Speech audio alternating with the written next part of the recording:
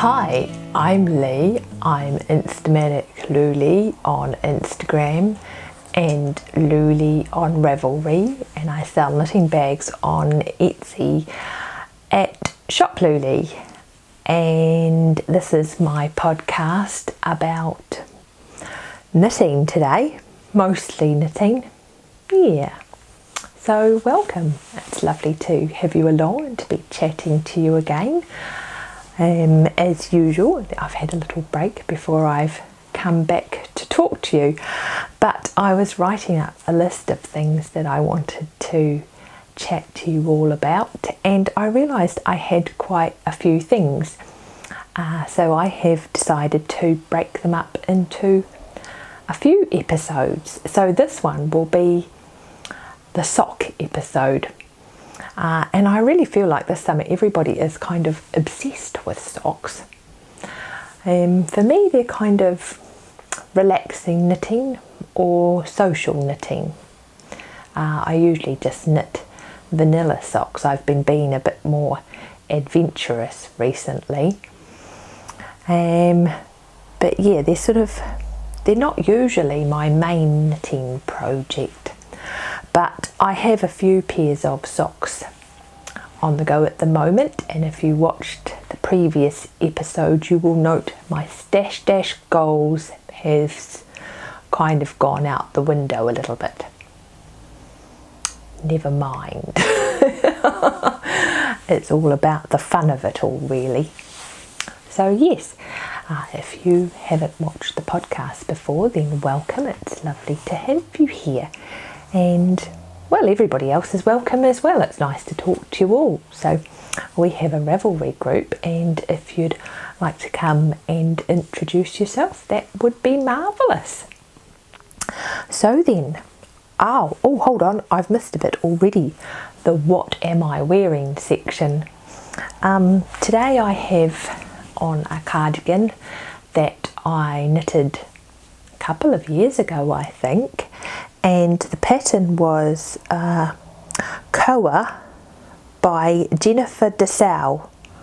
If I've said that wrong, you can stop by the Ravelry thread and correct me. And I really liked this pattern. I like this little cardigan to wear a lot because the sleeves are done using the contiguous method, so it kind of has a set-in sleeve look to it. Except without any of the sewing up, which sewing up isn't that big a deal. But anyway, without any of that, if you're not into sewing up, but it's a really nice, neat, tailored sort of a pattern, and I really liked the way that the button bands are done because they sit very flat and they don't roll at all. And I made this in a yarn from the Wool Company in Utaku in New Zealand, and it's the Opossum Merino yarn. And if you have a look at my project page, you will note that originally this cardigan was blue, but it was the sort of blue that didn't really go with anything that I had in my wardrobe.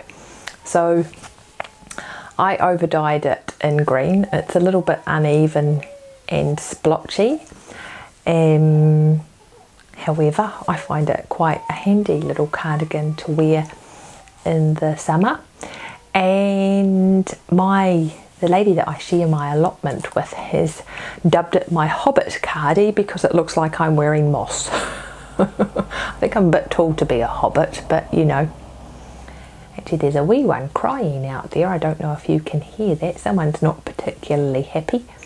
But anyway, a little bit of traffic noise and whatnot. I've not got the window or anything open today. It looks like rain. If I dash away, there's an intermission. I've got to get my washing in. Actually, if you're looking closely, you'll also notice I'm wearing the same t-shirt that I was wearing in the last episode. And I swear I've washed since then. So there you go. Okay, so on with the socks. So the first one up is the Hairy Man sock. I've finished the July Hairy Man sock. What was the yarn? I I have it in my cute little bag here from Eldon Woodcraft. Okay, let's see if I've got the tag in here, that would be helpful. So this is Chapati 5 and the colour was Emily 7252. There you go. And the pink here was a leftover that I had of some Eden Cottage yarn. I think it was Pendle in the Clematis colourway. And it just tied in really nicely with the pink and the rest of the sock. So yeah, the sock blocker just vanished inside this sock. It's not really filling it out, but nevertheless. So I have done a few things differently from the first Hairy Man sock that I made. Did I show you that last time or the time before? I think it was last time. Anyway, I started off, I've done it top down, and I've started off with more stitches around the leg. I think about 8 extra stitches, and I've tapered it in as I've come down towards the heel. So I think I've put decreases about every 10 rows, I think it is. I probably could have got it away with putting them every 20 rows, but I've put them every 10 rows. I have done a heel flap and to gusset. I've used a wedge shaped heel. I think that's what Lara Neal calls it. I'm not sure if it's also referred to elsewhere as the German heel. Perhaps someone can pop over to the Ravelry group and help me out with that. Alternative names for the wedge heel. I usually do a square heel for myself because I have quite a narrow heel, but the Hairy Man does not. And so I thought I would try this heel to give him some extra room right at the back of his heel there. And instead of decreasing with the gusset every other row, I have decreased every 3rd row just to give the Hairy Man a bit more fabric over his foot, because yeah, he has a high instep and doesn't need it to taper away quite so quickly. So that's what I've done there. And I have done a swirl toe, so I have decreased in about 4 places around the toe, and you do that every other row until you get rid of half the stitches on each needle, and then you decrease in the same 4 places every row until you've got about a quarter of the stitches left, and then you just kitchener the end. And the Hairy Man is like me, he has a round toe shape, so I think this should fit him reasonably well. He is offshore though. He's in the North Sea this time. I think last time he was in the Gulf of Mexico. Yes, he's in the North Sea this time, so he shall try these on when he gets home. I shall go forth boldly as usual and finish go forth with the August sock anyway. Yes, so one of the other things I was doing differently with this one is I was trying out 9-inch circulars, and I cast on with them and did the ribbing, and I did the leg with 9-inch circulars, and I can honestly say that I hate them with a passion. So let's be a little bit more constructive about that. What was interesting was that I throw with both my left and my right hand, depending on what I fancy at the time, and yeah, depending what I think will suit the project. If it's a project that's mainly knit stitches, then I'm quite likely to throw with my left hand. And I had thought it would be easiest to manipulate those little short needles. Let me show you what I mean in case you've not seen one of these 9-inch circulars. So I'm talking about these things.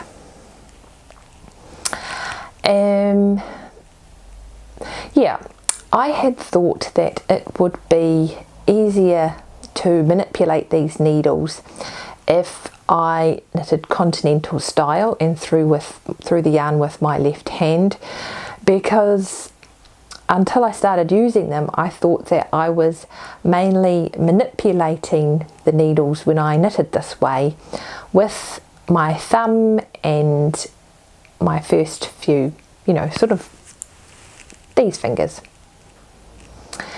And what I discovered was that actually when I knit continental style, I'm quite often pushing the needle with this part of my hand.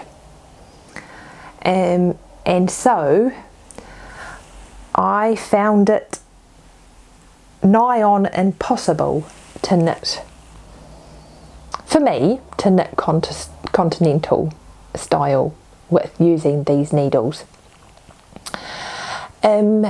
So I changed back to throwing with my right hand, which was a lot easier. What I do is I hold the needle, the right needle like this, and I have the yarn coming off my ring finger and pop it forward and around. I sort of loosen off my grip, but of course if I'm going to do that I'm going to not drop the whole needle. So I hope you can see that. If I sit here long enough and hammer on, it might focus on the right thing. Yeah, so I hold my needle like that, the yarn is coming off my ring finger, and I sort of just go forward and flick it around. And I did find that a lot easier to manipulate the needles when I was doing it that way. However, I got all the way down the leg here, and I have an old repetitive strain injury, and so I don't knit for speed, I knit for comfort and relaxation. And you know, so I like to make sure that my hand is quite open and relaxed, my wrist is straight, and I don't want to get my movements as small as possible, because that will just, you know, if I'm making a big movement I don't mind, because repetitive strain injuries are usually come from making small, very short, jerky, stopped actions. So I want to make a smooth sort of, yeah, my knitting is sort of like my hand is open and relaxed and I'm making a smooth movement. Does this make any sense at all?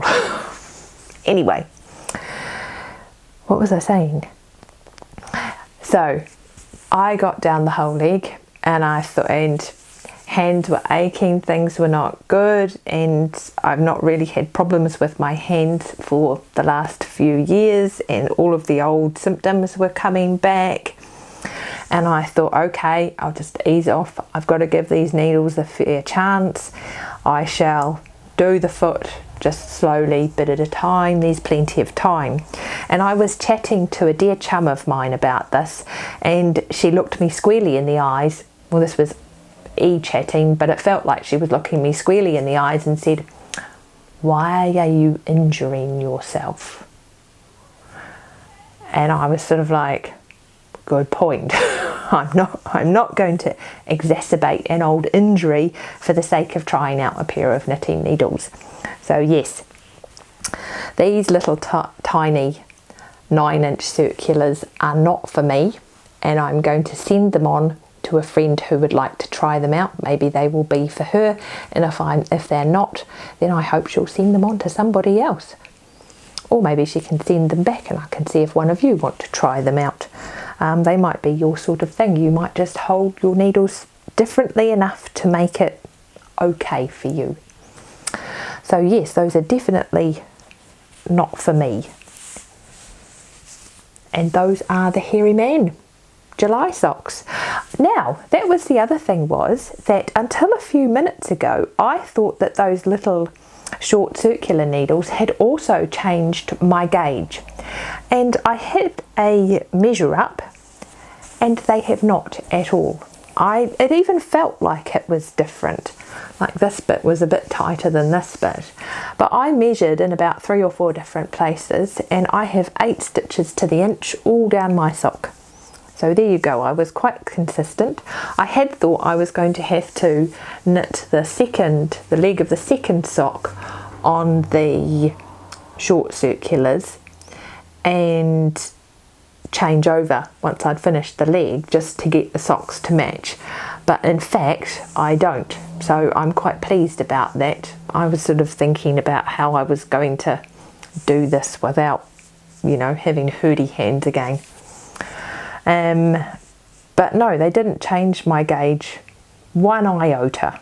So Hairy Man July sock complete, and come August I shall cast on the next one. Right, so then I decided, I had been running and I noticed as I took off my running shoes that I had a hole in my fancy running socks, and I was going to buy a new pair. It wasn't a massive hole, it was just a little beginning one, and they are commercial socks, but they were the fancy ones. It was one of those items that I had treated myself to because I'd just done a half marathon or something. This was quite some time ago. I haven't done a half marathon recently, and I struggle to run 5 kilometres now, but anyway, so yeah, they were super fancy socks, and I was going to just get myself another pair, and I thought, well, why? I can knit myself a pair, and I have a ton of yarn, and I have knitted enough socks to be skillful enough to knit myself a pair that fit really well. So, but I decided to try out something new, so they may not fit me really well at all. I have them in this bag actually, and I noticed that I forget the name of the seller, and I noticed that the shop has gone now, which is a dreadful shame because I have a few different things from this lady, and they were always done in such lovely fabrics, and they were always beautifully made. So I'm a little bit bummed that I didn't get in and get another one of these when I happened past one that I liked, because I really like this little pyramid shaped bag. I love the Cafe Facet fabric and the little matching zipper pull. I'm not sure how she did that. It's some sort of badge or button thing. I wonder if she's photographed the pattern and done some sort of kaleidoscope fanciness with this. But anyway, it's a beautifully made bag, and I don't think you can get them anymore, which is a dreadful shame. In here I have some Regia 4-ply. Actually, that shouldn't be attached. Some Regia 4-ply just in the white, which is 02080. There we go. And I have some Berger de France gummy, and I don't know what the colour is of this is, but it will be on my project page, and I can honestly say the dog ate my ball band. I was staying at a friend's place, and their lovely dog, who is pretty much just still a puppy, zoomed off with some of my yarn, and I got it back, but he hadn't destroyed the ball, and it wasn't even wet. He'd been so gentle with it, but there was no ball band anywhere to be found. I'm not sure if it was actually in his stomach or not, but anyway, so this is a Gumi 50 by Berger de France, and if you want to know the colourway, you'll have to look on my project page. It's Imprim something or other. I'm guessing the translation will be Imprim Yellow, but I don't know the French for yellow, so. And I am doing this as a toe-up sock on higher sharps, 2.5mm, and this is how far I've got at the moment. So I'm doing a white toe and using the Gumi 50 for the body of the sock, and the pattern I'm using is Grello Love by Claire Devine. This is just a little shorty sock, but I was really intrigued by the heel, which is the Flegel heel, which is one I've not come across before. It claims to have no short rows, although those look suspiciously like short rows to me. But I thought it looked intriguing because it looks like a reasonably deep heel, So I am trying this out for my new pair of first class running socks, and I shall see how that goes. So yes, that is sock project number 2. And now on to sock project number 3. Just get all this tidied up and put away. So I have, every now and then I have a little foray into dyeing yarn, and I've got quite a few supplies and whatnot, and whenever I put, you know, you sort of put your yarn in the pot and you throw in a few colours, and whenever I pull my yarn out it usually looks brown, brown orange, brown red. Yeah, I haven't been very successful at, I don't know, keeping my colours separate or getting a result that I'm really in love with, unless it's some shade tending towards brown. So I thought that I would have some dyeing experiments, and I have been keeping my dyeing experiments in my Mrs. Brown's bags. I did a swap with Jodie and she sent me this lovely bag. It's a nice size actually. You can fit 2 cakes side by side in the bottom there. So yeah. And I just decided that maybe I just needed to be a little bit more scientific in my dyeing experiments. So I have been mixing up the colours that I've got and just making myself some shade cards so that I can see how the colours, when they're not blended together or anything, so I can see how, I've been keeping notes and everything. I've got a little notebook with all my notes in, so I can see how the colours are going to come out and perhaps be a bit more precise, you know, use some sense of how colours are going to look once they've mixed together. Yeah, and know what, rather than just randomly higgledy-piggledy throwing colours in. I had a whole lot of drops alpaca and white, so I've been using that. But rather than just throwing colours in higgledy-piggledy, just knowing what's going to blend together and what's not. So yes, I have all those in here. I've got all the little balls in here as well. But I've been doing that for quite some time, and I thought, well, you know, I've got all these examples now, and perhaps I should have a go at dyeing a yarn and put some forethought into what it is that I want and how I want it to come out. And I was super pleased with the result. I was really excited about it actually. I wanted a sort of a peach yarn, not a bright imported supermarket peaches, but some of the old-fashioned varieties I was thinking of that grow in our cooler climates. And I was really pleased with how this came out. I don't know if you can see all the colours there. I'll hold it there for a bit and just see if it focuses. So it's just got some peachy spots and some sort of light orangey spots, and then I've put in a few little flecks of brighter yellow with a little bit of green in there as well. Very well, you can't really even see the green, it's just a tinge really. And I was so excited about this, I had to cast it on straight away. I thought it was just such a pretty colour. So here is my sock.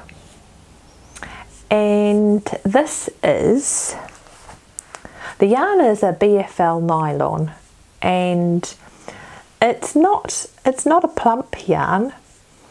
I'm kind of intrigued to see how it changes when I wash it. At the moment I kind of feel like I might have knitted this at a too loose gauge, but I think sometimes BFL can kind of plump up a bit and when you wash it. I don't know if this will, but anyway, I'll give it a go. The pattern that I'm using actually is one that I saw somebody knitting on Instagram, and I had been looking through my knitting sort of just individual pattern books and really liking this little eyelet pattern, and so the fact that somebody had already done a knitting pattern was just awesome. Yeah, so what is it? It is Wildflowers and Honeycomb by Olivia Villarreal. I hope that's how you pronounce it. Yeah. And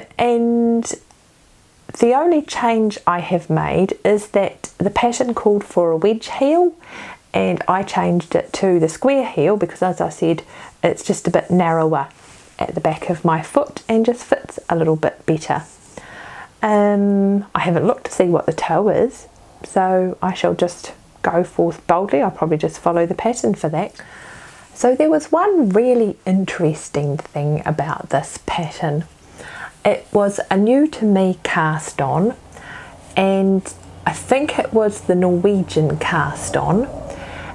It's very much like a long tail cast on with a little twist in it. So yeah, I really like it because it just has a bit more stretch, I think, than the long tail cast on, without making the top of the sock look all ripply or weird or anything. So I thought that was really well worth discovering. If I'm casting on socks again, and I'm not doing a tubular cast on or something, I'll definitely use that one over the long tail cast on. I think it will be well worth getting good at it. Yeah, so that was actually a really nice, useful learning experience. I was pleased I had tried these socks just to be able to try that out. But that is my third sock that I had to talk to you about, and that is all that I have for today. As I said, I've got quite a few other things to talk about, but hopefully I can make maybe another episode or maybe another 2 episodes over the next fortnight, so you shall see a little bit more of me. So the last thing that I had to talk about was a request from a number of you to record the podcast up at the allotment, and I'm not going to. I think I've got a good reason. There's always a breeze up there, even a light breeze, and I think that if I recorded up there, all you would hear is knitting, socks, which is not much fun. I know it's lovely when you can record outside, but if you can't hear clearly, then it kind of spoils it a bit. But if there is anything that you want me to show from the allotment or to talk about, then just pop a message in the what would you like to hear about thread on Ravelry, and I'm quite happy to take some video and to put it on at the end or to talk about that here. Yeah, just leave me a message and I'll see what I can do. But as I say, I don't think it'll be much fun to have my knitting blowing away. It wouldn't blow away, it's not that windy, but I know how easily it is for a microphone to pick up all of that background noise.